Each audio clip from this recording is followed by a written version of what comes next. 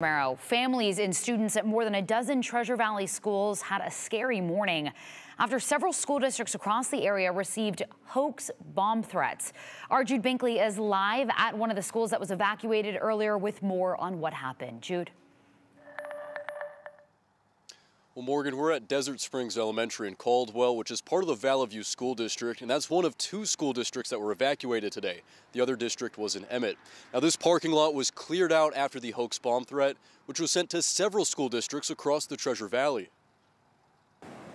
Classes were canceled and students at Valley View and Emmett school districts were evacuated Wednesday morning. Nampa and Caldwell police responded after Valley View schools were sent an anonymous email with a bomb threat, causing 13 schools in the district to be evacuated. Once students were away from the school safely, our officers and local agencies went in and manually checked each school to ensure that there was nothing suspicious or anything that needed to be investigated further present. Schools were cleared and students in Valley View were reunited with their parents by 10 a.m. It was determined that it was a swatting call or a hoax, and that it was unfounded.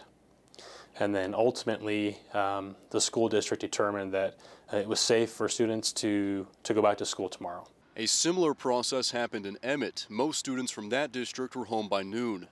West Ada school district officials say they did not receive any threats, but sent a message to parents saying law enforcement agencies across the state have been receiving hoax bomb threats.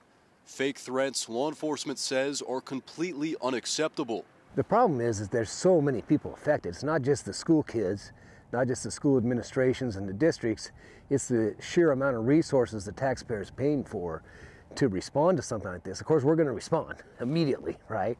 We're going to dig into it. Ultimately, this disrupts children's, students' ability to learn in the classroom.